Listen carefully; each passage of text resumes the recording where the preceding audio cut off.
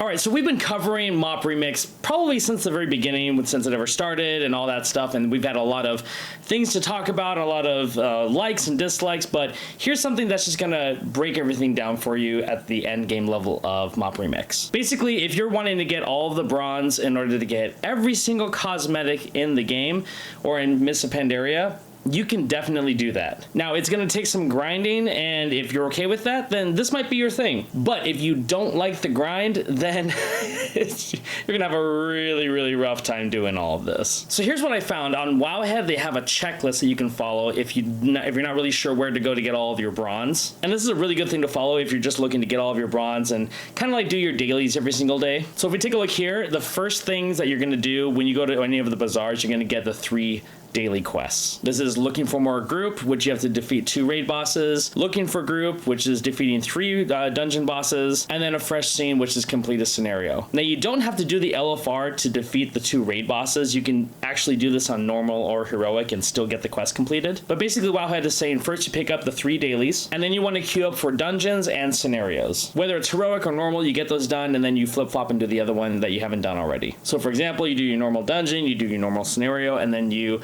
queue up for your heroic dungeon and then your heroic scenario. After that, they say go hit all the world bosses. This might take some time for flying over there and waiting for them to spawn. I don't think I would do this, but they do say to go hit Galleon, Shaw of Anger, and all the other bosses. I mean, you do get some threads and stuff like that, but that seems like it takes a long time to kind of travel around and hit all those areas. But if you're not into that, you can go do the key scenario where you have to open up all the chests and everything like that. I did it yesterday. I really don't feel like it yielded a lot of bronze. Then you can queue up for LFRs, which do give bronze, but I don't think they give a lot. If you're maxed out gear, you probably just skip all over those and go straight to heroic raids. And if you're gonna do that and just do heroic raids, that's called the World Tour. That's what people have named them. And the higher item level you are and the higher item level people you're with, the faster it's gonna go. And you're gonna be getting these stats of bronze from every single one. So you can only do 1 raid on normal or heroic for Mogashan Vaults, Heart of Fear, and Terrace of Endless Spring. So if you can do heroic, you might want to do heroic because you're going to get more bronze out of those. This is also included with Throne of Thunder. You can only do heroic or normal, take your pick, depending on where your item level is. The cool thing here is that Siege of Orgrimmar, you can run normal, heroic, and mythic every single day. But basically, if you're completing every single heroic and mythic raid and remix, you're going to get 72,000 bronze,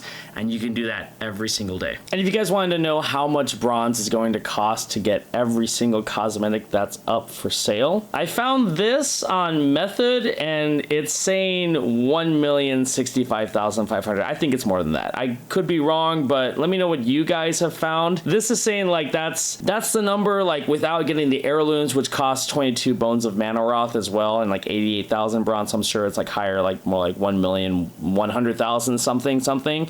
But I can't give you an exact number, but it's over 1 million bronze, which means that you're going to be grinding and if you want to get everything in the game. But here's the problem with that grind is that, yeah, we can do the world tour and it's fun and it feels good to not have to think and just blast through and run with a bunch of guys who are item level, 476. And that's great and all, but the problem is with the end game of MoP, there's no challenge. Once you max out your gear and you're just grinding to get the bronze so you can get all of the cosmetics, that's the end game. And it's kind of boring, but it's nice not to have to think. So you can pop on a movie and go ahead and just do all these heroic raids and then do your mythic raid on Siege of Orgrimmar. But it would have been nice if we would have had something like Mythic Plus systems where we can just raise the the scale of difficulty, and as our gear gets stronger we can go into more difficult dungeons and whatnot and then be rewarded with more bronze or something like that. That would have been a much more pleasant experience. But what do you guys think? Do you think that Miss Pandaria Remix needs more end game content that's more challenging, or do you like it the way it is? And I ask you guys these questions because if Blizzard does do